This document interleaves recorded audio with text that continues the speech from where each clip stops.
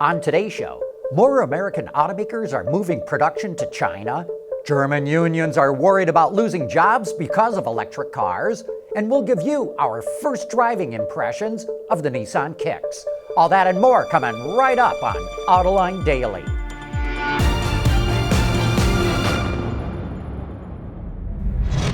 This is Autoline Daily, the show for enthusiasts of the automotive industry.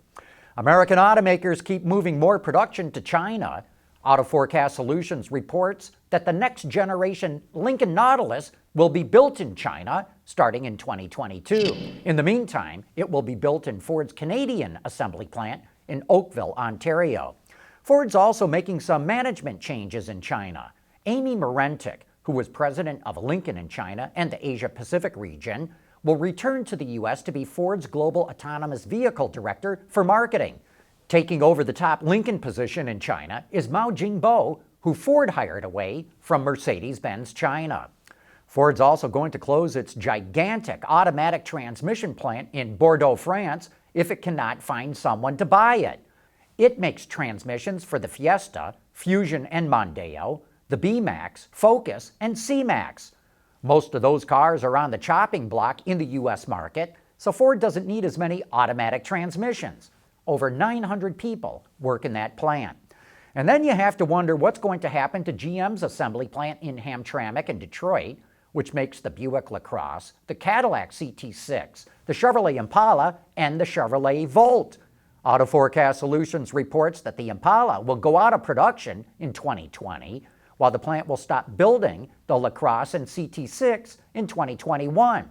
We think that the LaCrosse and CT6 will probably be sourced from China. Meanwhile, sales of the Chevrolet Volt have plummeted 35% this year, so there's not enough volume to keep the plant going with it. No word yet if GM plans to put other products in that plant. German unions are worried that electric cars will eliminate jobs, and that is coming up next. Autoline Daily is brought to you by Bridgestone Tires, your journey, our passion. Dow Automotive Systems, advanced materials that deliver better results. And by Lear, a global leader in automotive seating and electrical systems. The German auto industry employs about 840,000 people, and of that, about 210,000 work on powertrains. But because EVs have many fewer parts and require less time to assemble, one study says 75,000 of those 210,000 powertrain jobs could get eliminated.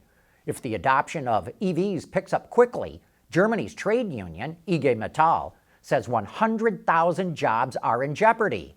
Germany would be able to offset some of that by bringing more battery production into the country, but a battery factory requires only 1/5 of the workers that are used in an engine plant. Kia unveiled yesterday the new Niro EV at the Busan International Motor Show. The CUV gets a 236-mile range, or about 380 kilometers, using a 65 kilowatt-hour lithium polymer battery pack.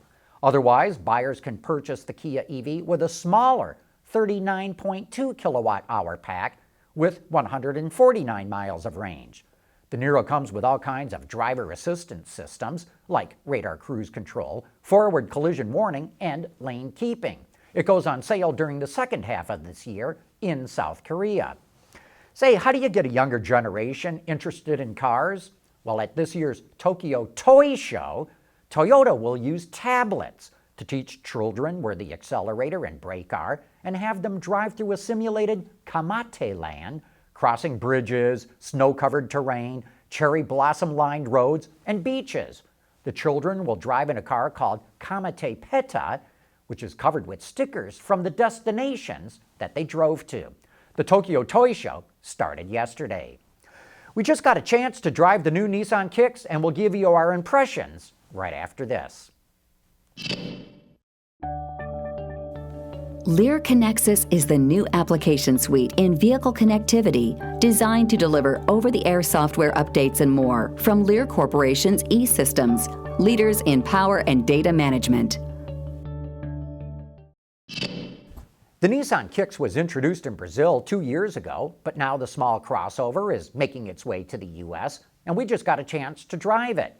The CUV is built on the same platform as the Versa and is front-wheel drive and only comes with a CVT. It's powered by a 1.6-liter four-cylinder engine, which puts out 125 horsepower and 115 pound-feet of torque. It's not a very powerful engine, and it's a bit sluggish going uphill and in passing situations. But the trade-off is best-in-class fuel economy. It's rated at 31 miles per gallon in the city, 36 on the highway, and 33 combined. The interior is nice, but nothing special. But the NVH, noise, vibration, and harshness, is impressive for an entry-level vehicle. The small crossover segment is growing fast, and one of the things that helps the Kick stand out from its competition is the paint.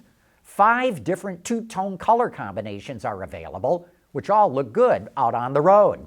The Kick starts at just under $19,000, including destination charges, and is on sale now, but Nissan will not ramp up marketing the vehicle until next month.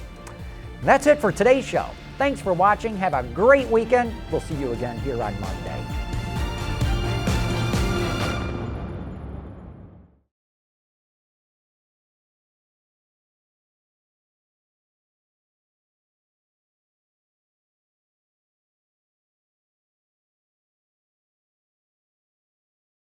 Ward's is the industry leader for news, data, and analysis. That's why companies across the globe subscribe to our premium service, maybe even your own. Log in for subscriber access now. Check your company's intranet for details, and rely on wardsauto.com to keep you informed.